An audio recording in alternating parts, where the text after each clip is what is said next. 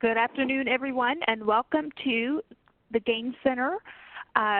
We are excited to present this webinar to you all, talking about 6 guidelines for providing assisted outpatient treatment to justice-involved clients.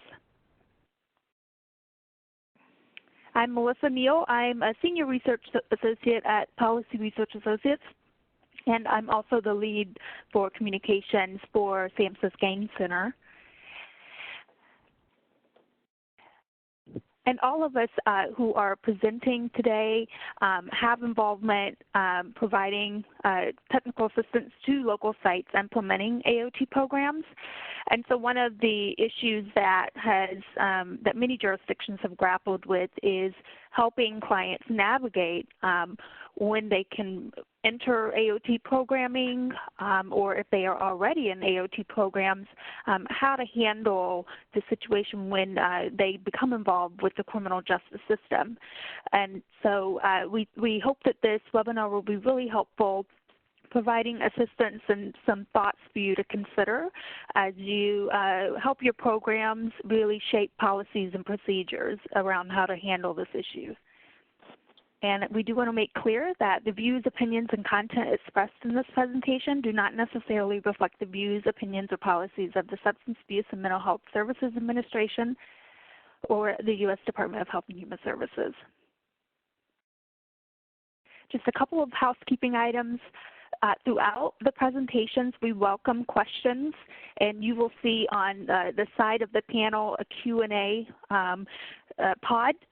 There, feel free to enter as many questions as you would like throughout the presentations, and at the end of this the webinar, we will cover all of the questions. We also have a couple of polls. One is already, a couple are already live. We would love for you to comment on where you are located in terms of a rural or suburban or urban location. And we also would like to understand what kind of organization you're representing as you join us today. And finally, just note that this webinar is being recorded. So we've got a great agenda for you today. And as I mentioned before, we have 2 presenters, Dr. Lisa Callahan and Brian Fetton, who have worked closely with jurisdictions all across the nation in shaping their AOT programs. And so we're really excited to have them share with you today about navigating when clients are involved with the criminal justice system. But first, I'd like to turn it over to Miriam Chase with some comments that she would like to provide as she represents SAMHSA. Thank you, Melissa. Hello, my name is Miriam Chase. I am the Lead Government Project Officer for Assisted Outpatient Treatment Program, for short called AOT, on behalf of SAMHSA and the Center for Mental Health Services. I welcome you and thank you for your participation.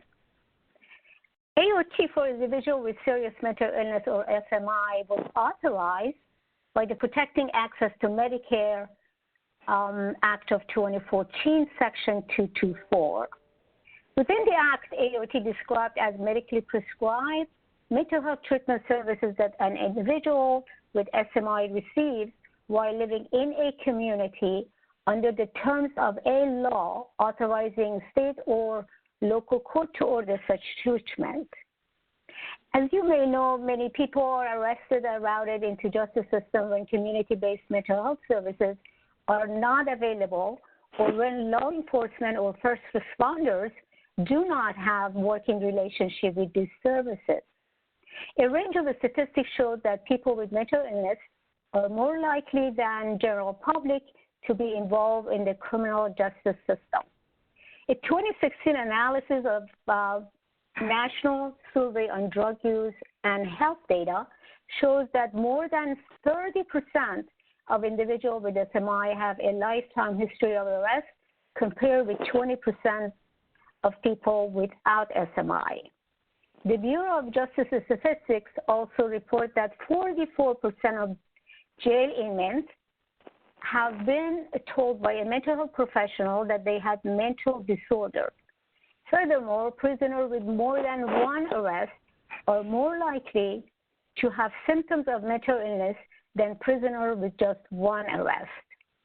The use of AOT has expanded as communities seek to reduce inpatient hospitalization and provide community-based treatment and services to people with SMI. While AOT is civil commitment into outpatient treatment, many clients meeting the eligibility criteria for AOT are also involved in the criminal justice system. This can result in confusion between the roles of civil and criminal courts for systems and individuals participating in AOT programs. This webinar is intended to provide additional guidance and clarification around working with AOT clients who are involved in the criminal justice system. The following guidelines from experts in the field can help local systems differentiate between the civil and criminal justice system. I hope this information will be helpful to you, and I look forward to hearing your questions. Now I'll turn it over to Melissa. Thank you, Miriam. And just Melissa? briefly, thank you, Miriam. Now I'm going to briefly introduce our panelists. First, we have Dr. Lisa Callahan, who is a Senior Research Associate at Policy Research Associates, and she provides many of our trauma trainings. So some of you may have met her through some of the trauma trainings or trauma train the trainers that we conduct across the nation. She works on many SAMHSA projects and currently and in the past, including competency to stand trial, best practices in medication-assisted treatment, best practices for psychiatrists working with justice-involved people in community care, treatment court collaboratives, and she was one of our senior consultants providing technical assistance to SAMHSA's assisted outpatient treatment grantees in the past couple years. Next slide. And Brian Stetton is with the Treatment Advocacy Center, and he also has extensive experience working with jurisdictions across the nation, helping draft and shape AOT law and legislation, as well as helping shape what those AOT programs might look like once legislation is passed and the communities are ready to implement. So now we're going to turn it over to Lisa to start our presentation. Thank you, Melissa. Good afternoon, everybody. I'm really pleased to be able to talk with you today. I'm going to provide a context for the guidelines that Brian and I are going to later speak about in terms of allowing justice-involved individuals to be eligible for your AOT program. So first of all, I want to just make sure that we're all agreeing on what AOT is. And in the short version, it's outpatient commitment. It allows an interested party to petition local courts to order a person with a serious mental illness to enter and remain in community-based treatment. Most AOT orders are for a specific length of time set by statute. Sometimes statutes allow for a range of period of time, and AOT is intended to facilitate community-based behavioral health treatment to individuals by use of the court order. Now, there are, most states in the United States have AOT laws. Not all of them have implemented them, and a number of them have SAMHSA grants, which are helping facilitate the implementation of AOT.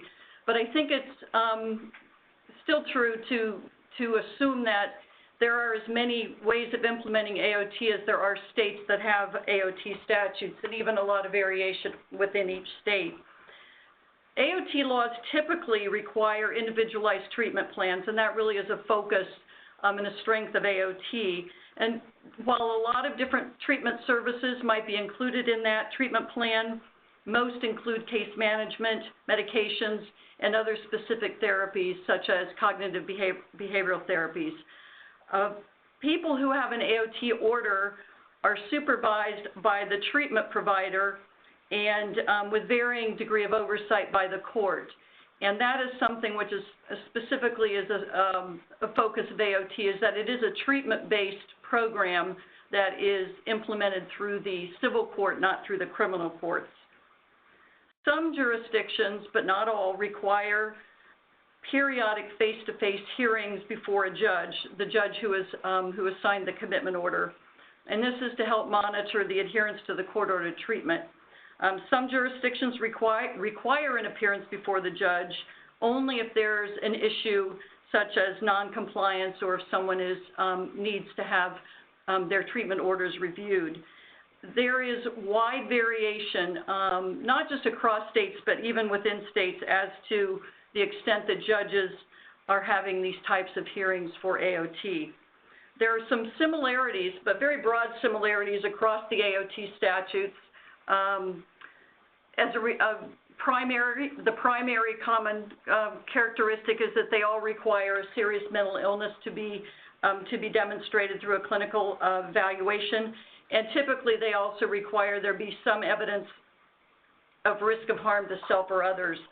Some states allow, in fact, most states allow for grave disability and risk of relapse to be included as well, and typically the states require that there be a documented history of noncompliance with treatment and that treatment would be beneficial.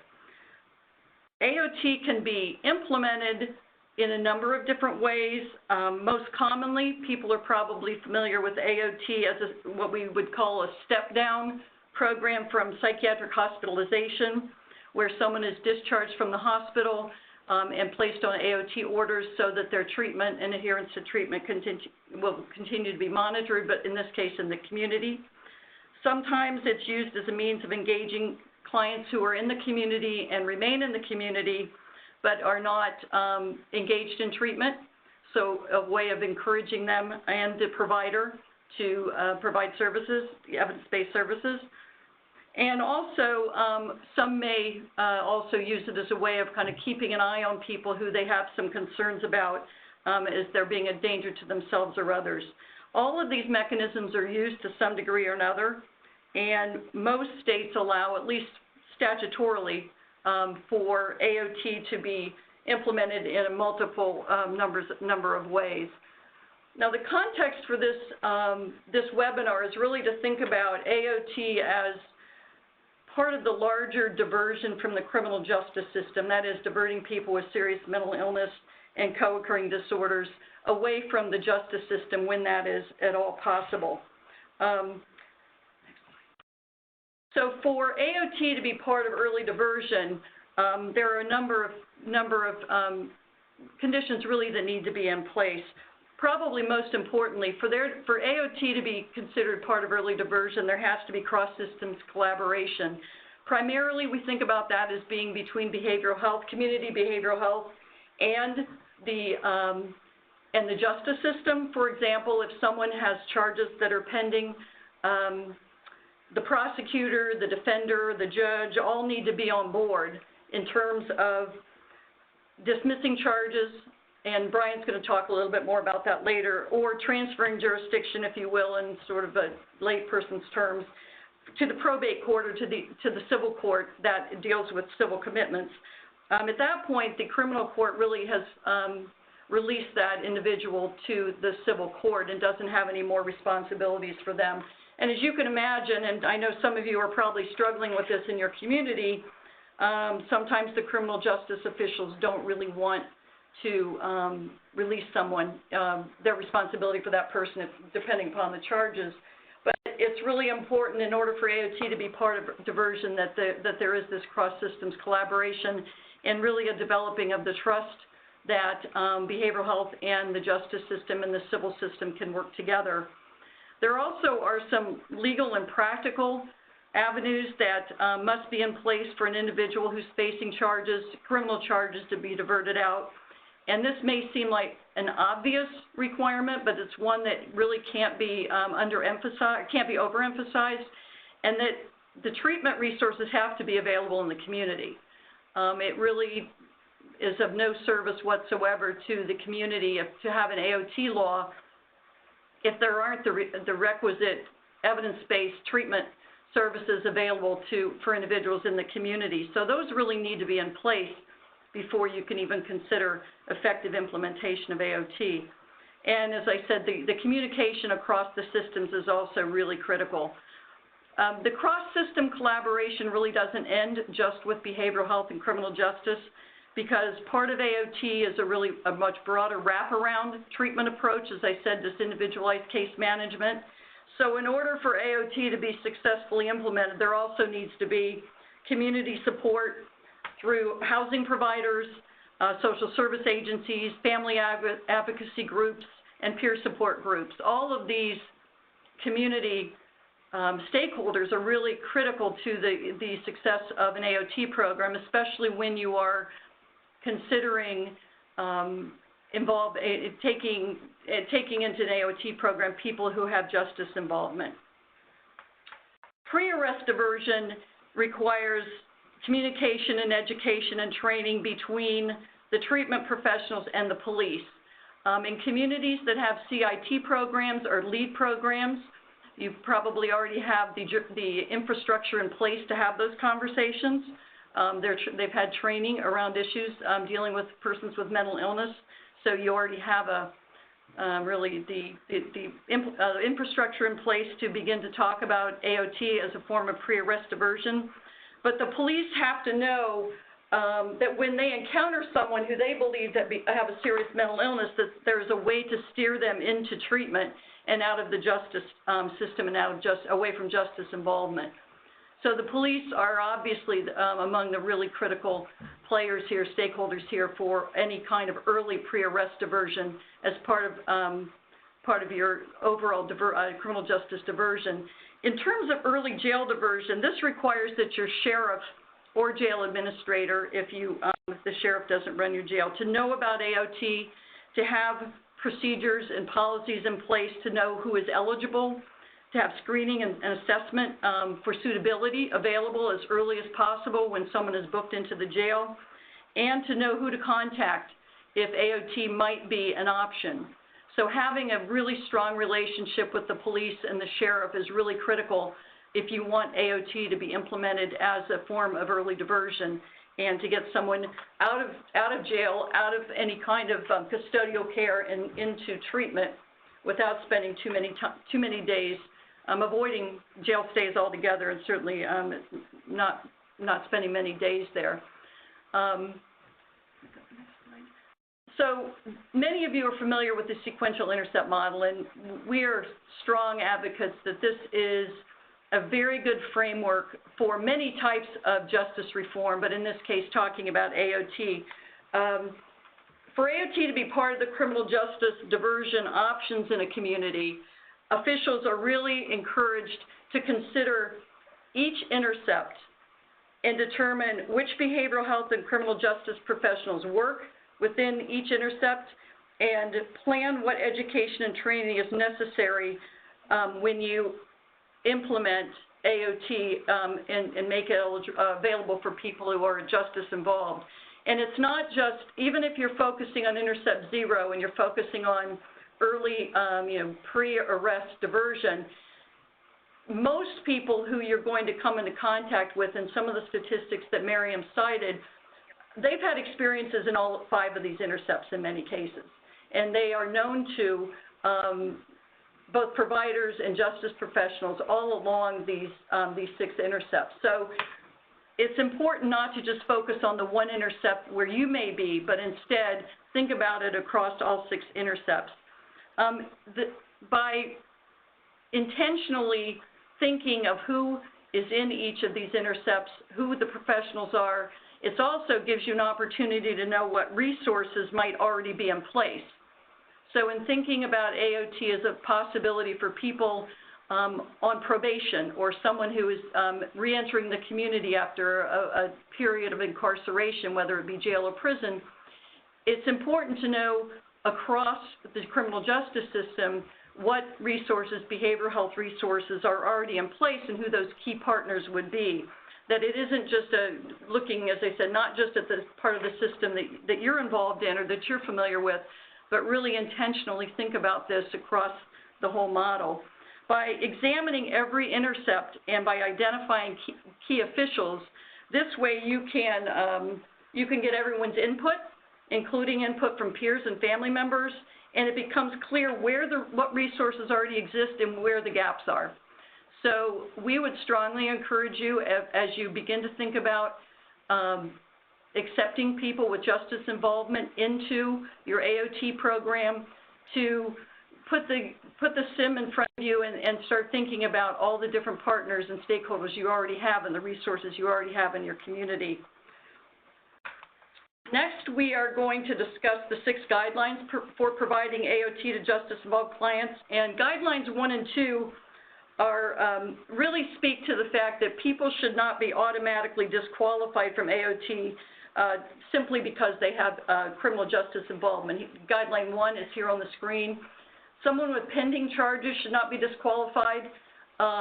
It should not disqualify someone from being referred to AOT. Later, they may find that they're not suitable for AOT for any number of reasons. There may be statutory problems. There may not be the treatment and supervision that's necessary. But it shouldn't be an automatic disqualification simply because someone has pending charges. The second guideline speaks to people who are participating in community correction. That also should not disqualify someone from being referred to AOT. If someone is on probation or parole, that we're suggesting that should not on its face be a reason to disqualify someone from AOT eligibility, or at least being considered for AOT. Sometimes they have multiple charges, multiple cases that are open, some are closed, they're on probation for one and they have charges pending on another. So AOT might be exactly the kind of effective intervention that will help someone in their recovery. As noted above, having a comprehensive plan of how someone with justice involvement can be assessed legally and clinically for AOT should remain an option rather than simply disqualifying anyone who has pending charges or who is on probation or parole. Next, Brian Stetton from Treatment Advocacy Center is going to discuss Guidelines 4 through 6. Okay. Thank you so much, Lisa. And I just want to echo Lisa in thanking everyone for joining this webinar. I'm thrilled that we have so many people interested in what I consider really to be the next frontier in a movement that I've been part of for 20 years now to make AOT a routine tool in the toolkit for every mental health system in America.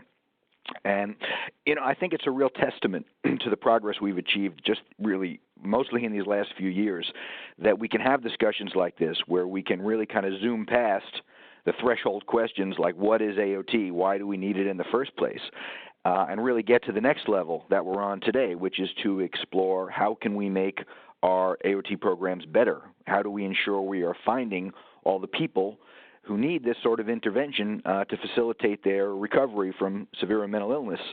And my hope is that there are lots of people on the call today who are working in currently functioning existing AOT programs who see this, as I suggest, as the next level on how we make these programs optimal. To me, one of the best answers to that question is the topic of this webinar, because I know from my travels visiting AOT programs around the country that there is enormous untapped potential for AOT to help people with severe mental illness who are trapped in the criminal justice system. So I'm going to use my time here today to kind of walk through some of the legal and procedural aspects of how I believe that can work. And, it's not a lot of that that's really happening right now. As much success as we're having with achieving great results with AOT programs, they are mostly serving people who are coming out of hospitals. This is where I think we go from here. So to me, an important starting point for this discussion is just to make sure everyone is crystal clear on the distinctions between the related but often confused concepts of mental health court and assisted outpatient treatment, or AOT. And, these are terms that are often used interchangeably.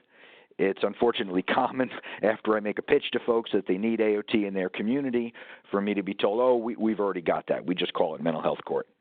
And what they usually mean by that, when I press them a little bit, is that they have a diversionary criminal court for mentally ill offenders, which is wonderful, and it's yet another essential tool in the toolkit, but it isn't AOT. So let's kind of dive into the differences and square that away. Mental health courts are criminal courts, right? They are where charges for a crime that's been committed that are currently pending are held in abeyance while the defendant receives community-based treatment. To qualify to be served by a mental health court and receive help from them, you must obviously first be charged with a crime that falls within the type of offense that jurisdiction allows to be diverted to mental health court. And basically the deal between the criminal justice system and the offender is, if you follow this treatment plan and do everything we ask of you, when you come back to court at the end of this period, the charge will be dismissed. And you won't have that on your record, and you will not have had to have served time for that offense. And, as a practical matter, that basically means that mental health court really works only with someone who is competent to stand trial, because, if someone is not competent, there is no potential that they would face those charges without having competency restored to begin with. So generally, mental health court is for people who are facing viable criminal charges because they are competent to stand trial, and this is an opportunity for them to be diverted from the criminal justice system. And it is, at the end of the day, a purely voluntary program, right? Because the person is being given a choice. They could, if they so opted, face the music, right, to roll the dice and see if they can, beat those criminal charges and not have to take part in this program at all, and, potentially even be acquitted and not have to have served time or faced charges. So, that is a choice that the person is making to be in the mental health court, which is, one you would expect most to make. Now, Aot courts, by contrast, they are civil courts. They are not criminal. One does not have to commit a crime as the price of admission to be there in the first place. And they work with kind of a different incentive structure. Unlike mental health court, because AOT is not relying on the fact that the person has committed a crime first, there is not this hope of avoiding punishment for that crime that is motivating the person's engagement with treatment. Instead, the person's qualification for AOT is based on civil commitment criteria, and we'll get into that in a little bit later in more detail. And that's not to say that many of those folks won't also have a criminal justice history. It just simply means they are not at this moment facing a criminal charge, but of course many people with severe mental illness fall into the criminal justice system when they're not engaged with treatment in the community. They commit acts that lead them to develop criminal records. So it's not that we're necessarily talking about a very different population. We're really talking about a difference in where the person is at this particular moment that we are trying to get them some help. AOT court, because it does not rely on that incentive of the person wanting to have their charge go away, is really much more reliant on the kind of motivational power of the judge, what we call the black robe effect. In most states, it's actually taken off the table that the judge can even hold the person in contempt of court for failing to obey the court order. There are some states that allow that technically, but it's strongly discouraged everywhere that we work with programs to establish AOT programs. It's not at all about the teeth of what the court might potentially do to you. It is really just about a person feeling the love from the courts, getting a sense that the judge cares about them, would walk through walls to make sure they get the services they need and everything that is going to make it possible for them to live the life they choose, and being inspired by that and motivated by that. But the other side of that coin is that AOT courts at the end of the day are not voluntary. Which isn't to say that everyone who participates in AOT is there under a court order. There are many people who like the idea from it's used as discharge planning from a hospital. People more often than not tend to embrace the opportunity to participate in AOT, and so they are signing, in most cases, voluntary settlement agreements rather than being placed under formal court order, but they are still placing themselves under the observation, the supervision of the court. And the decision to sign that voluntary settlement agreement is made with an understanding that if they don't make that choice, that the system has the authority to then go ahead and file a petition and put them under a court order through an involuntary process. So the understanding is conveyed that one way or another this is a program that the system has determined is in your interest and would like you to be a part of. So that's very different than mental health court. The takeaway here, I think, in terms of why I want these concepts to be understood as distinct, is that if we are in fact looking to bring people who are currently in the criminal justice system over to a civil court to receive AOT, there is a kind of danger of blurring these lines, of asking AOT courts to kind of code switch from one client to another and function as mental health courts with certain clients and function differently with others. And I think that's something really to be avoided. And most of these guidelines I'm going to flip through now are really designed with that in mind, the idea that we want to ensure that your efforts to make AOT available as a lifeline to people who are trapped in the criminal justice system do not lead to a mission creep within your AOT court, where you are bending the AOT model into the shape of a mental health court. And again, that's in no means a knock on mental health court, which I also think has a very important place in the firmament here. So the first line of defense, I think, to ensure that your AOT program stays true to its function is to insist that AOT is imposed only in cases where the person qualifies for it under the existing civil criteria. So, typically in a mental health court, we are not insisting that so many findings have been made about the person's clinical condition, right? We basically have determined this person has a mental illness, they have committed a qualifying offense, and the DA and all sides are convinced that if this individual engages with mental health treatment, he or she will not pose a threat to the community, and so it makes all the sense in the world to try this mental health court as an alternative to prosecution. But with AOT, it's a lot more complicated because we have specific laws on the books that say what it takes to qualify for AOT, what it means to be eligible. And in some states, that's a unified form of civil commitment criteria. That is, there is one way in which the state will define what it means to be civilly committable, generally that you are dangerous to yourself or others, and then it is for a judge to determine what is the least restrictive appropriate alternative to address that person's current dangerousness, and that might be a hospital or it might be the community if the person is dangerous to themselves or others but not necessarily in need of hospitalization at that moment. There are other states that have separate tests for civil commitment for inpatient care and outpatient care, and that, I think Lisa alluded to this a little bit, that there are many states where to qualify for AOT you must have been found to have had a certain number of hospitalizations or a certain number of violent episodes over a period of time, 2 or 3 years, that are directly related to your demonstrated inability to adhere to treatment in the community on a voluntary basis. So if you've identified someone in the criminal justice system as a potential candidate for AOT, the process must start with a clinical determination of whether this person actually qualifies for AOT under those statutory criteria that you would not have to worry about if you were using a mental health court. And you make those clinical determinations generally by examining the person, having the person submit to an exam by a clinician. And, of course, there may also be a need to do some investigation of the person's treatment history if your state law requires that certain history of non-engagement with treatment in the community.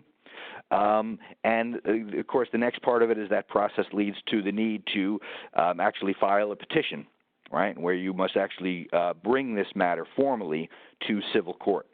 And in most states, it's the probate court that hears matters of civil commitment. But, that's got to be followed whether this person is coming from the criminal justice system or not. So really the first part of making sure that you respect these lines is to develop this process where people coming from criminal justice are coming in the exact same way and for the exact same reasons that others would be who were coming from a hospital or from the community. Okay. Flip ahead here. So the next guideline here is about the importance of keeping AOT open to those who are not criminally justice involved. And this guideline is really addressed directly to the many AOT programs that are already struggling to keep up with the demand for their services within their own communities. And I say that not because AOT programs should ever really be very large. Quite the contrary, a point we often stress about AOT is that it's not intended or designed to serve the needs of people with severe mental illness in general. Nearly everyone with severe mental illness does require treatment services within the community to maintain recovery, but the great majority do not need for that to take place under court supervision. So to just kind of put some numbers around that, if you look at New York City as one of the more robust AOT programs that we have in the country, is probably doing about as much AOT as you will find anywhere. That's a city of 8 million people.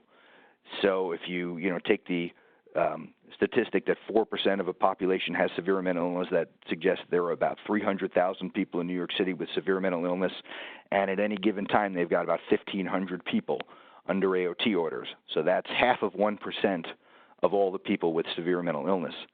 And, I think that makes clear that we are really talking about an intervention that is intended for a small subset, that is, folks who have really demonstrated by their history a great difficulty engaging with community-based treatment on a voluntary basis. But, even with that being the case, that this is by design a small-scale program, we know that there are many AOT programs across the country today that are underfunded, under-resourced, too small to serve even the entire population of folks within their communities who meet these criteria. And so there is this very unfortunate need we see in many AOT programs to triage.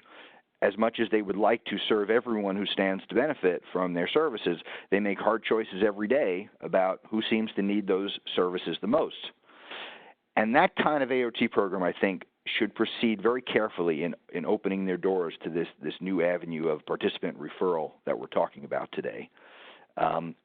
Because there is a possibility that folks working on the criminal justice side, once the kind of word gets out that this is an option now, are going to be very eager to make these referrals in cases where AOT seems to them to be the best solution. And that could really ramp up the challenge of your demand exceeding your supply of slots in your AOT program. So the remedy here I'm suggesting is not that if your program is small or still in kind of a pilot phase, you want to close your doors to criminally involved clients as a matter of policy, because there's no question that you are going to find some of the people who you really most need to serve are going to be currently trapped in the criminal justice system. But I do think it's important to resist any pressure to make criminal justice involvement a prioritizing factor, something that puts the candidate at the front of the line, because the effect of that could easily come to distort the mission of your AOT program and lead to a denial of access to folks who really do need AOT desperately but happen not to be in that criminally justice involved box right now. And, of course, that would undo one of the great things about AOT, which is that you don't have to commit a crime to get help. So the point here is to really keep the focus on making your decisions on how to fill those slots purely on clinical factors.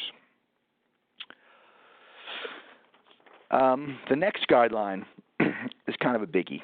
So, look, if you're going to be bringing folks over from the criminal justice side to a civil AOT court, obviously that is not going to happen unless the prosecuting agency that's prosecuting those current charges against the person is on board with it.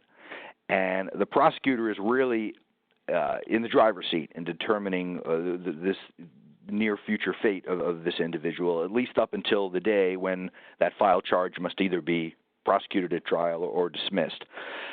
And as a general matter, and for very good reasons, a prosecuting agency tends to be reluctant to surrender its leverage against an individual who they believe has committed a criminal act. So, not surprisingly, if you go to a prosecutor and say, hey, let us take this case off your hands and we'll deal with it in our court over here, and we'll see if we can motivate him to engage with treatment, the natural reaction of that prosecutor is going to be, okay, well, we can try that, but, I want to hold those charges in abeyance so that if it doesn't work out on your side, I still have some recourse to protect public safety, and also maybe the offender's knowledge that the fate of these charges kind of hangs in the balance of how they do in the AOT court. That might actually motivate the person to stay on their treatment plan. And, if you were to allow your transfer to AOT to work that way, you would essentially be turning your AOT court into a mental health court. And again, I have no problem at all. Quite the contrary. I'm quite a big fan of mental health court conceptually. But I just think it's a mistake to kind of cross the wires of the two models in that way. And, for one thing, I don't really see what value AOT would add to that equation over a mental health court. it really would only kind of complicate the matter by adding another kind of court to the way you're addressing the person's needs. So, if you have a situation where it is viable to put the charges aside while you pursue community treatment, to me it just makes much more sense to do that within the framework of a mental health court. And if the problem is that you don't have a mental health court, or your mental health court doesn't have the good treatment resources attached to it that AOT does, my advice would be to work on that rather than attempt to kind of dance awkwardly between the two courts. So, where does that leave us then on the question of how to use AOT to rescue people who just need treatment, not punishment, but are trapped in the criminal justice system due to pending charges? Well, I think there is a group of folks that we can extricate from that situation, but to me it's not the ones with the viable pending charges. To the extent possible, we should try and help them in mental health court. To me, it's the folks who are trapped in what I call competency restoration limbo, right? So it's extremely common for people with severe mental illness who are charged with crimes to never face prosecution on those charges because they are determined initially to be incompetent, and they don't get restored to competency before their statutory time limit runs out. So what happens to those folks now? They basically languish in a jail cell or a forensic hospital while the competency clock runs out. And then at the end of that period, the charges get dismissed, and the person goes out into the community still without the kind of support that, had they received it in the first place, likely would have prevented their offense and prevented the wasted months of their lives and all the staggering expense associated with that. So, we're setting people up to fail again. Again, it's just insanity. And here is where I think that AOT can make a really meaningful impact. And, the prosecutors I've spoken to about this tell me that there are cases that from the beginning, it's kind of obvious that competency restoration is unlikely to happen in the next, 90 days or however long the law allows them to try it. So from a prosecutor's point of view, if you've got a defendant where the most likely outcome is 90 days of sitting in competency restoration followed by a dismissal of the case, and this person also happens to qualify for AOT based on their clinical needs, wouldn't it be more appealing to say, let's agree to dismiss the charges now with the understanding that this case will go straight to the civil court for an AOT proceeding, meaning that this defendant will receive not only a robust community treatment plan, but also the kind of oversight that a judge provides and a rapid response to any appearance that the person is beginning to falter in their engagement with treatment? I really think so, and I think this is the most obvious place for AOT programs and criminal prosecutors to come together and use AOT as a means to solve this problem that has really been dumped unfairly in the lap of the criminal justice system and kind of allocate our resources in the right direction. That's going to require the development of some protocols and some procedures where there can be real trust between the two sides of the system that the dismissal of those charges is inevitably going to lead, because of an agreement that's been reached beforehand, to a petition for the person to participate in AOT. And I just want to give you a demonstration of what I think this can look like in law. It was just shown to me last week.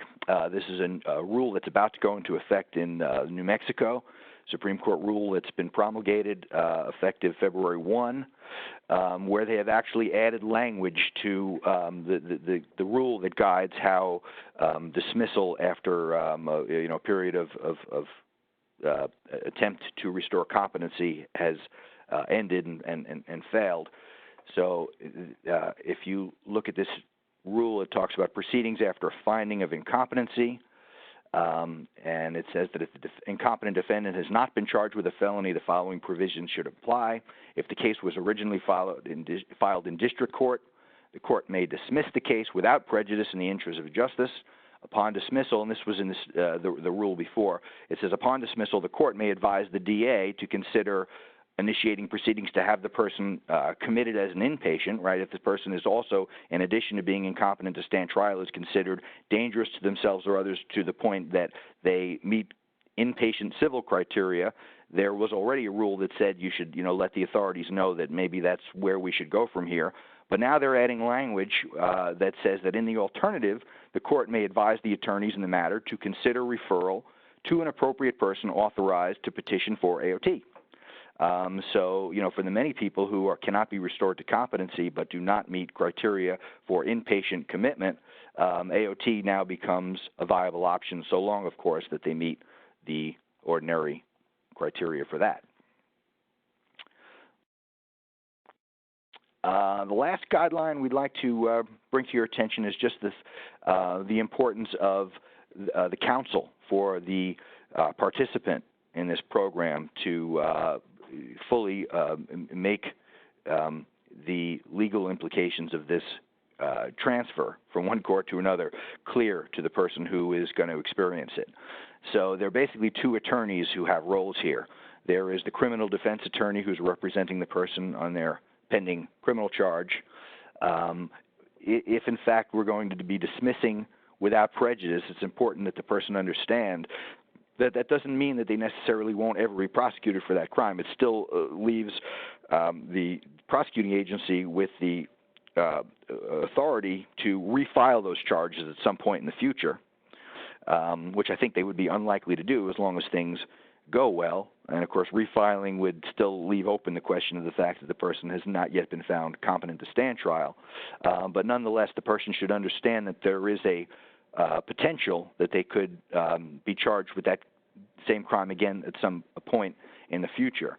But once the person comes over to the AOT side, I think it's really incumbent upon the attorney representing them there, because, of course, they have a full right to counsel for their civil commitment, as they would for whether that's inpatient or outpatient.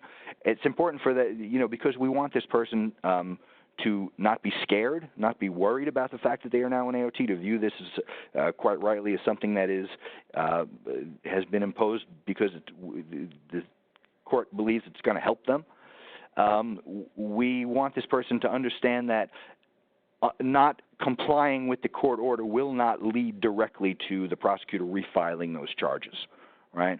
We want to have that level of comfort and trust that I think are essential to making AOT work well. And, of course, that would be accurate information, because I think as a practical matter, the refiling of charges is probably something that would only happen at some point in the future if the person were charged with another offense. Those old charges might be brought back at that point and added to that subsequent prosecution. But it's not ever going to be a situation where, we punish you for not succeeding in AOT by having your charges refiled. And, of course, these are points that the AOT judge should really reinforce when he or she sees the person in court, to make sure there is an understanding of how this is all going to work and that the person is not worried about it. So those are the guidelines we have to present to you today. I thank you very much for listening, and we're, of course, happy to answer your questions. All right. Thank you so much, Brian. So now we are going to look at the questions that have been submitted. And we also have a poll that has opened, and welcome your participation if you would like to have input into some future webinars that the Gain Center will produce later this year. And so just moving on to the Q&A. So continuing on the theme of criminal justice and AOT involvement, Brian, you mentioned that AOT is just one tool in the toolkit, or just one resource that should be available across the continuum of mental health services that should be in a community and available to people with mental illness. So both Brian and Lisa, would you like to elaborate more on the distinction between AOT and mental health court, and why we try to make sure that those are considered separate? I don't know what more I can say on that than what I did, because I think I kind of spilled my my guts on that, because I do think that it's important that distinction be understood. But if there's anything you think I missed, Lisa, please feel free to add. No, I I agree with what you said, and one thing I think I would add, and I know this has come up in some of the AOT communities that we've worked with, is usually in many states there are statutory exclusions in terms of charges for treatment courts, whether they be drug courts or mental health courts. It may be because they have justice funding and those have particular requirements. If they have SAMHSA funding, those don't have statutory limitations, just as an aside. And sometimes it's written into the state statute. So there may be, for example, there can be no violent charges for anyone in a treatment court. That also includes, not to minimize, please don't think I'm minimizing it, but that also would include any kind of domestic violence, which we know there are many issues. One of the reasons that NAMI is very supportive of AOT is because there's an awful lot of sometimes difficulty with managing family members who have serious mental illness. So I think that sometimes there's just they're excluded from even being able to participate in mental health court.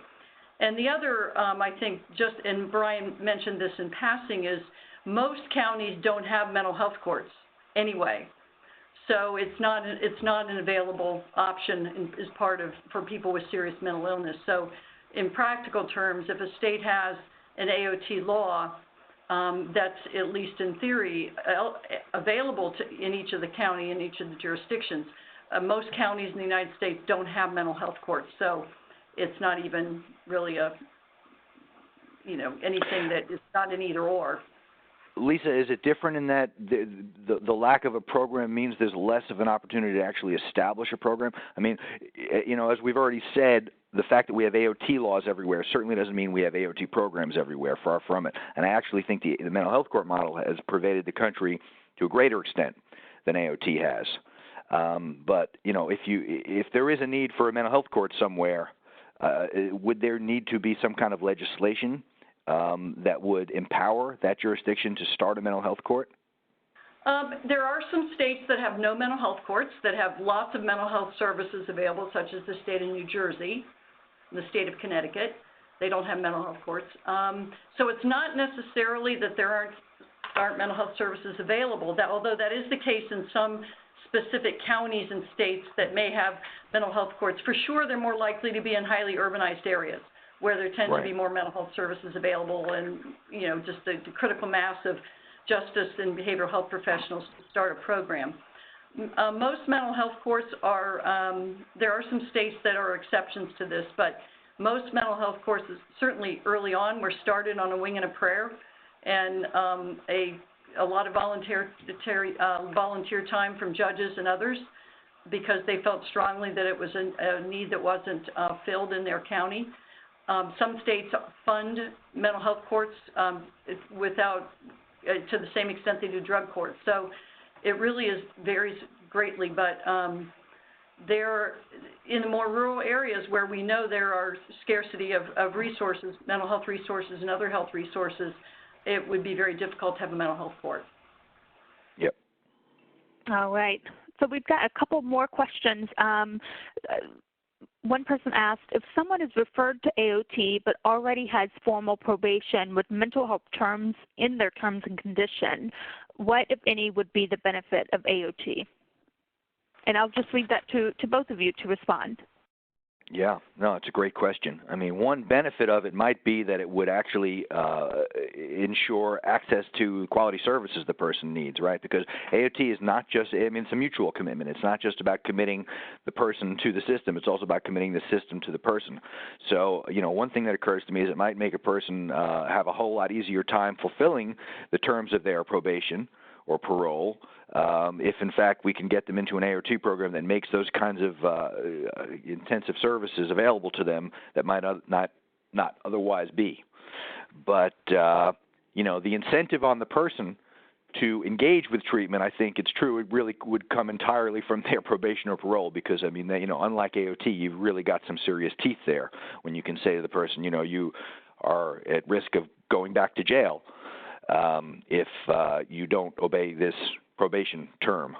So to me, the value of adding AOT to that equation would really be much more in terms of making the services available to the person. And it's unfortunate that it should ever have to come down to that. But, that's the reality of our dysfunctional mental health system in a lot of places. Anything you want to add to that? No, I think Brian covered that well. Okay, great. And so in talking about the enforcement of the court order, can you speak a bit about the enforcement of the AOT order, especially in cases of noncompliance with treatment? Sure. So, there's a little bit of smoke and mirrors involved in how we motivate people to comply with AOT. The reality is, if you look at the actual power of a court to respond to a person's failure to comply with the treatment that's been court ordered, it really doesn't go very far, if at all, beyond from state to state. The powers that you would ordinarily have over someone who appears to be disengaged from treatment and may have come to meet criteria for inpatient commitment. At the end of the day, you can't punish somebody for violating the court order by forcibly administering medication to them or by committing them to a hospital simply because they haven't done what they promised the court that they would do. Those kind of deprivations of liberty are subject to very stringent existing legal standards, and appropriately so. To forcibly medicate somebody, to strap them down and administer meds, and that's something that really is meant to take place in a hospital setting and only after it's been determined that the person lacks capacity to make their own treatment decisions. You can't be interfering with those important constitutional guarantees simply because you have someone under AOT and you really want them to do what the court has ordered. So what it really comes down to at the end of the day is that AOT generally makes it a little bit easier. It facilitates the process of having somebody brought in for an evaluation to determine whether it is now necessary to take a more severe action and convert the court order to one for inpatient care. And that evaluation may find the person doesn't actually meet standards for inpatient commitment yet, and so that person has a right to be released right back into the community. But ideally, what you're going to do is you're going to follow that experience up with a court hearing where the person is kind of reconnected with the treatment team and reminded of the fact that the court is taking this seriously and is going to at least respond with a little bit of power it has to keep an eye on the individual and not wait until they act out in some dramatic way in the community before we respond with the evaluation that they may need. So it makes the system a little bit more proactive, but at the end of the day, what's really motivating the person to comply in the programs that we've studied is much more the fact that they don't want to let the judge down because they have developed a bond with that judge than it is the fear of what's going to happen to them if they do let the judge down.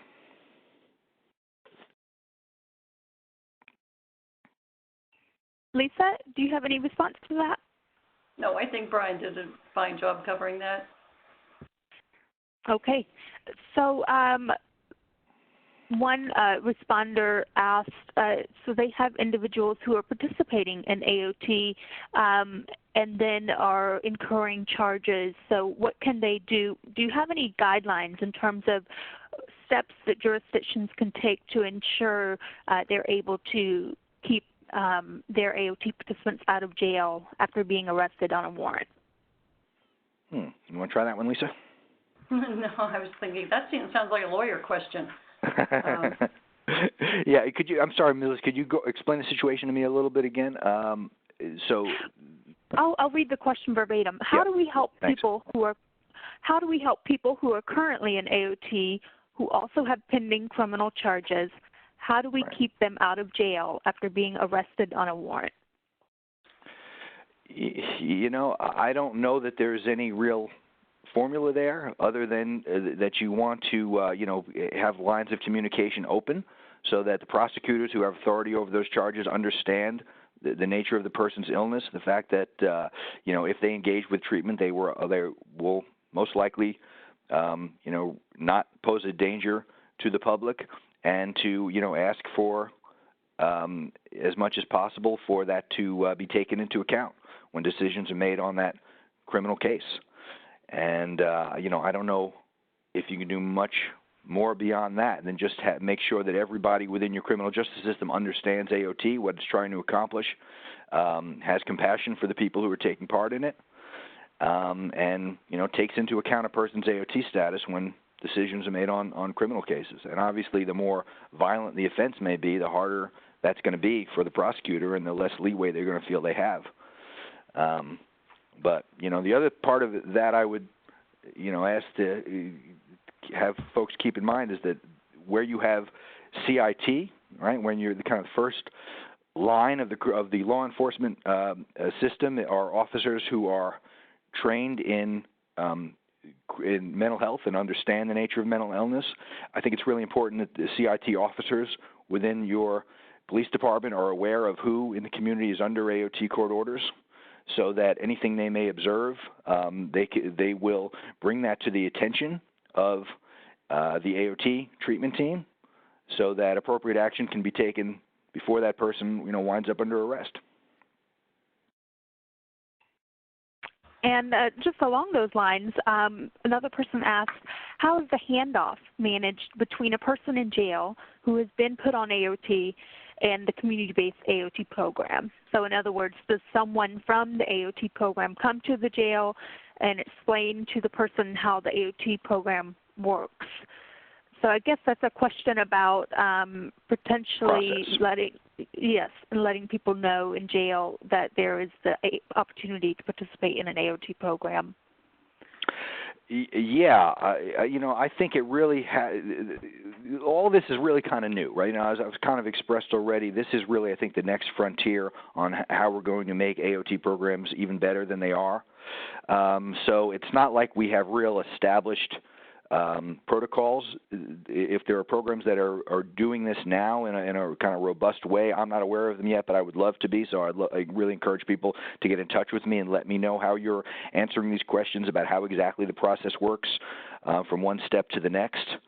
But, I think if you have those kinds of protocols in place where nobody's making these decisions independently, it's all being done with full collaboration and communication, then it all sort of happens one step at a time. It's not like, the sheriff who's running the jail is going to suddenly be informed, oh, by the way, this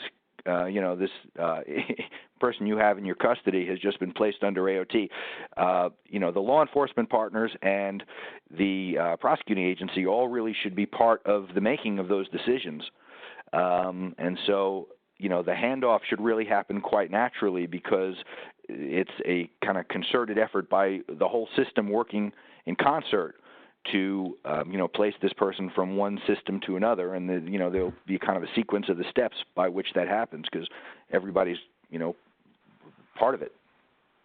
Yeah, I wanted to add something to that. There are some communities that we've worked with who the behavioral health provider, who also is the AOT provider, actually have people assigned to the jail.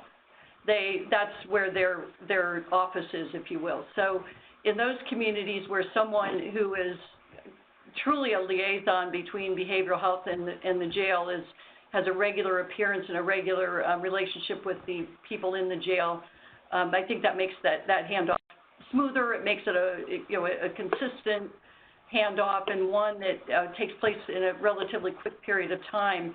And there are communities that do have those behavioral health representatives that just work at the jail. So I think in that case that handoff can be quite effective and quite quick. Yeah, that's a great point. And so we have another question about just asking, what if we're talking about first and second degree charges? So what advice would you provide communities in navigating this when you're dealing with someone who would be eligible for AOT but also has a very serious charge?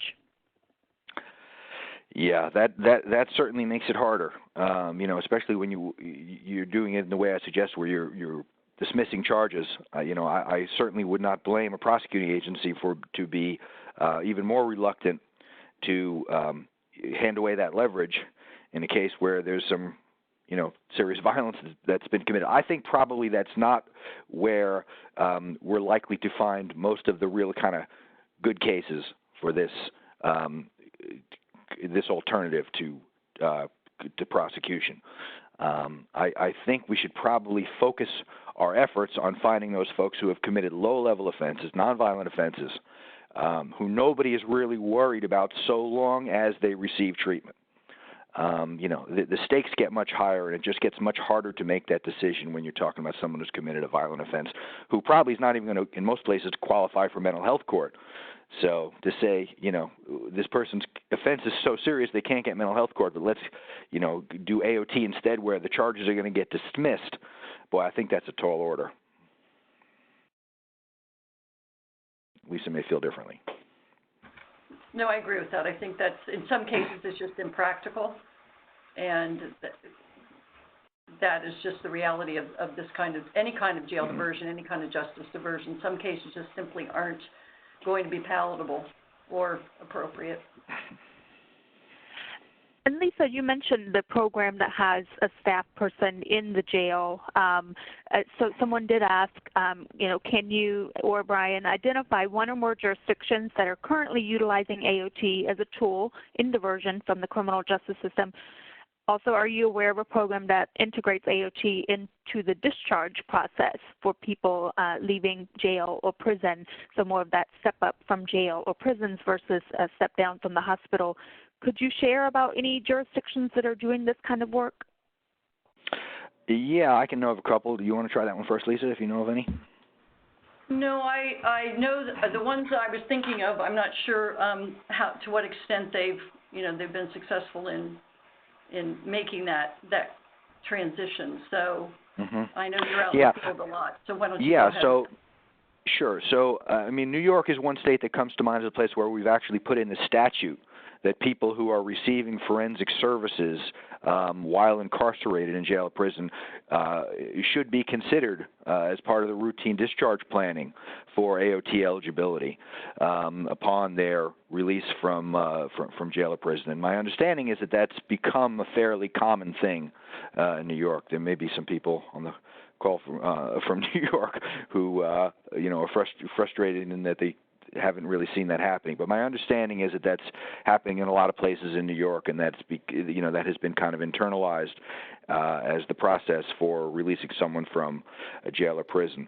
As far as examples of people using it more in kind of the way we've talked about today as an alternative to prosecuting or letting someone sitting in competency restoration limbo, I know that my friend Oscar Kazin in San Antonio, that's Bexar County, Texas, has reported to me that there are lots of folks who have come into his AOT court at the Bexar County Probate Court kind of informally, not through so much a formal process that's been developed the way we've been talking about today, but there have certainly been individual examples where, he's gotten calls from a judge or a prosecutor about someone who, they really would love to find a better way to deal with, and he said, by all means, send them my way, and that's worked out pretty well.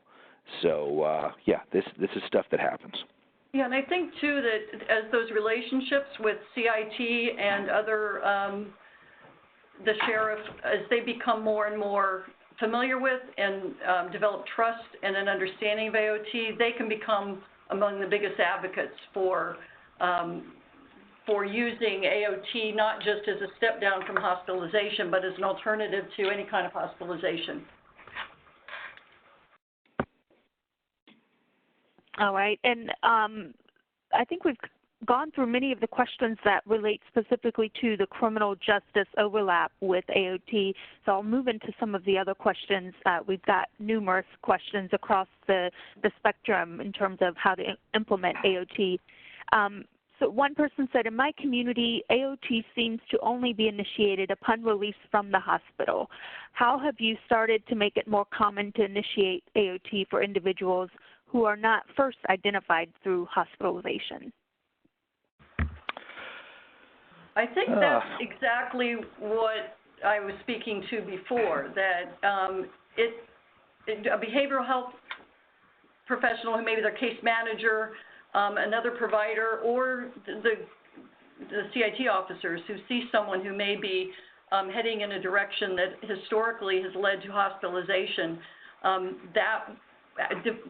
guess educating and making them aware that there may be an alternative to intercept that trajectory is a matter of time and education, and they're trusting that if they have somewhere to hand someone off that will provide treatment and get them engaged in treatment, they're willing to do that. There's no magic formula on that. It really takes time for the people who are their boots on the ground in the community understand that AOT doesn't just have to be something that's initiated at the hospital, but that it can, in most cases, in most states, can be initiated from the community. Yeah, and I think there's actually a really important role for NAMI affiliates to play in this. I'm sure we have many folks involved with NAMI who are listening on this call, and it's not it's surprising that the system itself would most typically petition for AOT at the point where they're about to discharge someone from the hospital because the person's been there 6 times in the last 2 years and they're hoping not to see them again. The system is not really going to have the person on their radar until they show up in a crisis. But families are in a position to see when those crises are starting to develop. They're a couple of steps ahead, and they often are a situation where they see their loved one is not engaging with treatment, and they are very frustrated in realizing the cycle is going to repeat. It's just a matter of time. And that's really a great point at which, under most state laws, we can actually do AOT straight from the community. But we really need the family members to kind of put those cases on the radar. So, there are states when family members have the authority to actually petition the court directly for AOT. I think that's probably something most would be loath to do if they could get the system to bring that petition, but that requires a situation where the family actually reports to their local mental health authority. My son or daughter is in this situation. They are very likely to become in need of hospitalization in a couple of weeks, but maybe we can short circuit that by getting them under AOT now. Can you help me? Can you bring a petition? And I think NAMI can be very helpful, local NAMI chapters, in working with their local mental health authorities to get the word out that this is a possibility and kind of develop those lines of communication and an understanding among mental health authorities that these are kind of calls should get responded to appropriately, because there are really tremendous opportunities to prevent the kind of tragedy that AOT is typically used in response to. Something, if I could add to that also, Melissa, just for a second, because I see it also in some of the threads of the questions, other questions that are being asked that speaks to this. The prevention piece is really important, and if for a number of reasons, but also if someone is receiving benefits, like if they're receiving SSDI or SSI or Medicaid, preventing their being incarcerated for an extended period of time will keep their benefits going. If they're in jail for more than 30 days, then we know that can end to termination of benefits, and they have to reapply again.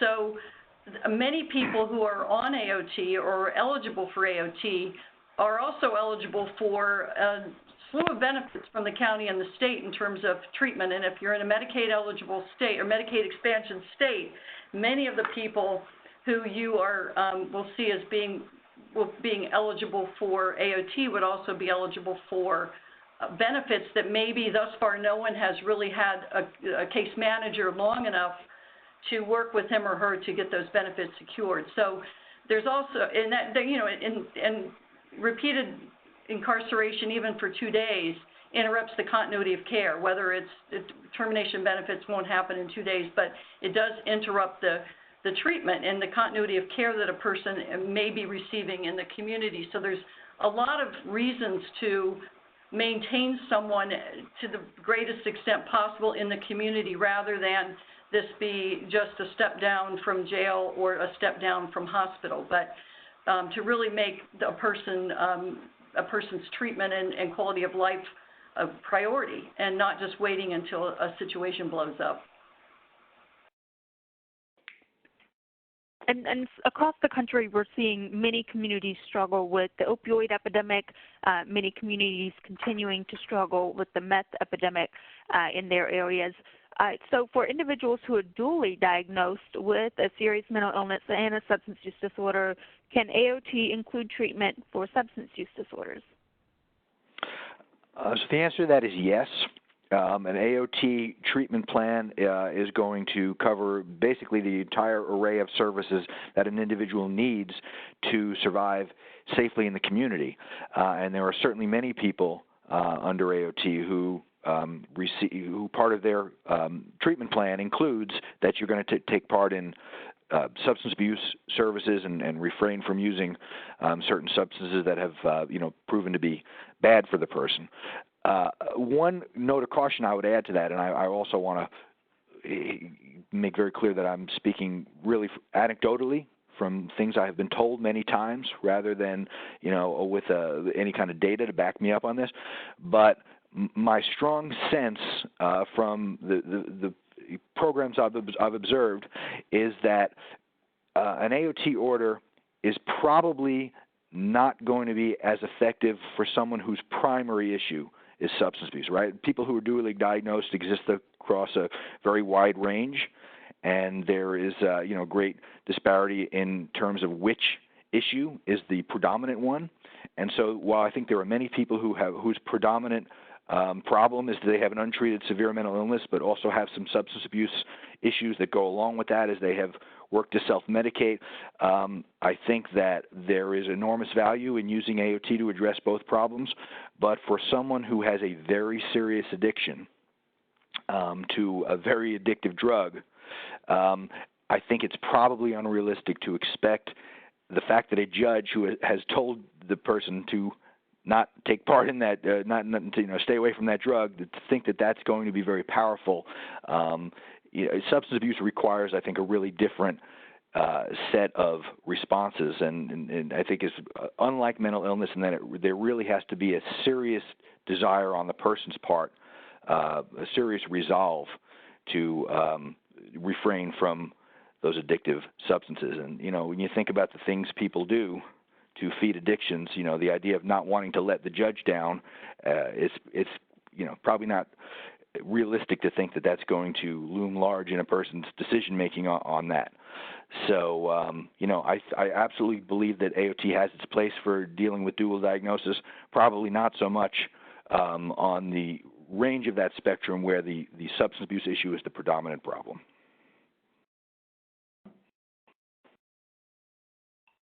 Lisa? No, I think that Brian covered that well. Okay. We've had a couple of questions more, shifting more to talk about incompetency. And so one person asked, when competency is raised, do you have any suggestions on how to speed up the judicial process? I think this person said, I came from the county jail, and some of our competency guys would be held for a very long time. Yeah. Well, I mean, that's why I really think the way this can work best is if there is buy-in from your DA and an agreement between the DA and the mental health system that in cases where it really seems unlikely that we're going to restore competency and, the charges are not so serious that we really worry very much about what this person would do in the community if they were in a treatment program, I think that if you have that understanding up front where everybody is on board with trying this new approach, then, there should be no reason why the prosecuting agency shouldn't come very quickly to a decision to dismiss charges with this handoff to the program. So, we don't have to have this inevitable wait for competency that no one expects to be restored in time.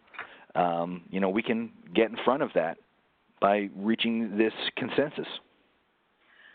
Yeah, I also think just thinking about, again, the sequential intercept model, and what Brian said is, in the case of competency, it is the prosecutor and, to some equal extent, the defense attorney who's willing to agree to not go forward with a competency recommendation. I think that at each one of those intercepts, there are certain key players who either can facilitate or hamper the implementation of AOT. And I think if you're thinking about all of those different critical points, and I know competency to stand trial is a huge issue in every state, and that there's a lot of people who are on wait lists for forensic beds and are sitting in jail, that this might be one of the ways to relieve some of that backlog, and to do it in a preventative way, but it's going to require that the prosecutor and to a large extent the defender and the judges are on board with that as well. Sometimes the criminal judges think that what goes on the civil side is just none of their business, and it's a matter of education and getting them to understand that, in fact, someone being put in jail and then waiting for a state hospital bed might be out of sight, but they certainly shouldn't be out of mind, and there may be an alternative that would get them into treatment faster.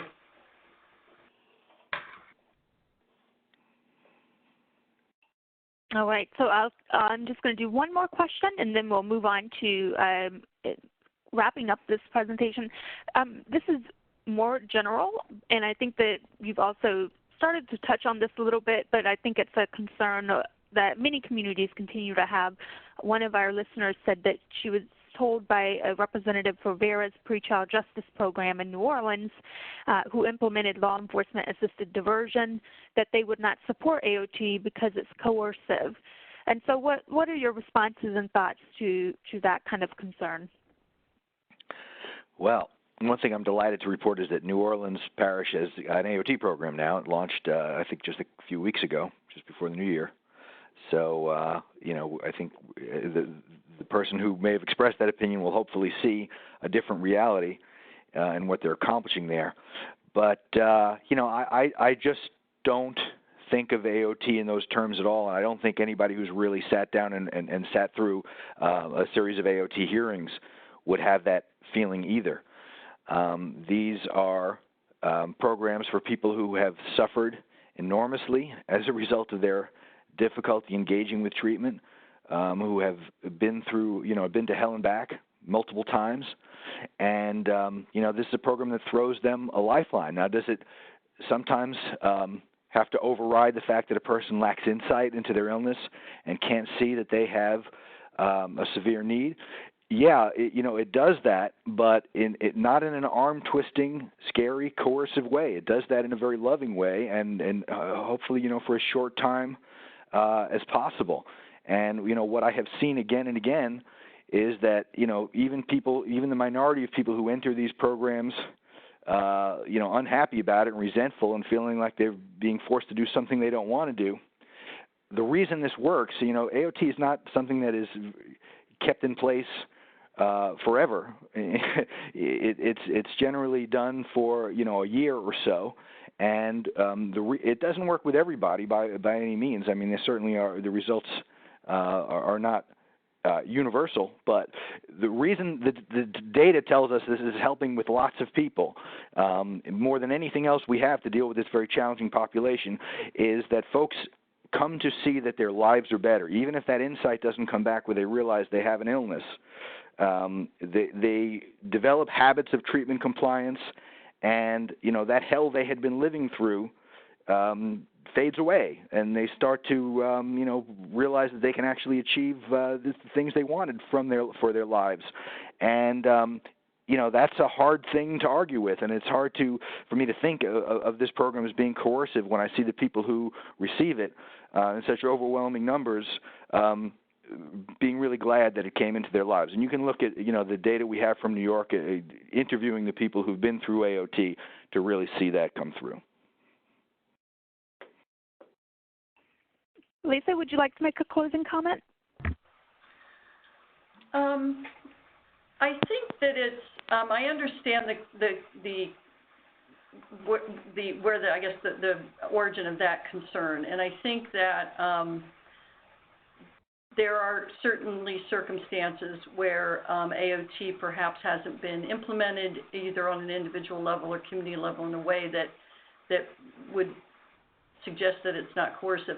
But I also think that it's one of the hallmarks of a good AOT program, and Brian mentioned this before, but I think it's important to keep in mind, is that it also commits the provider to the individual, because sometimes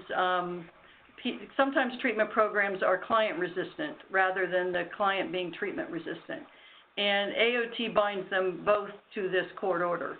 And just as someone could be brought before the judge, the committing judge, for failure to comply with treatment, the provider can also be brought before the judge for failure to make every effort at trying to provide services that are both helpful and evidence-based. So the good programs, the responsibility goes both ways. And so I think in that regard, it perhaps might be viewed as a little less coercive. It's really a mutual pact in terms of determining what is the best, is in the best interest, and the person having input into, they are individually focused case plans is the intention under AOT, that the individual has input into their case plan. So I think with that in mind, it takes some of the sting away from the concerns of it being coercive. Thank you. All right, so we'll move to the next slide. Many of you, just briefly, here is a quick link if you would like to sign up for our listserv. If you do want to get slides and the recording of this once it's published, please sign up for this newsletter. I also want to mention that we did hold a previous webinar called 7 Habits of Highly Effective AOT Judges, and that was held last year. And many of you had questions about the judge's role in AOT and how that interaction should look like. So I encourage you to check out that webinar. That YouTube shows the entire recording and the presentations by the judges involved with that webinar. That could be a resource to you. And also, going to the next slide, any of you who continue to have questions about implementing AOT, do not hesitate to reach out to us here at the Gaines Center for Behavioral Health and Justice Transformation. You see our website there. You can enter in a query or a message to us through the website or call us through that phone line. And we are available to provide phone-based TA to any community that reaches out to us. That's one of the tasks that we're funded to do for you all. So please take advantage of that resource. If you continue to have questions about AOT, do not hesitate to reach out to us directly. We are coming to the end of this webinar. Thank you so much, Brian and Lisa, for your time. My pleasure. Thanks, everyone, for listening. All right, and with that, we look forward to seeing you next month. And our webinar next month will be covering innovations in crisis response models. All right, thank you so much. Have a good evening. You too.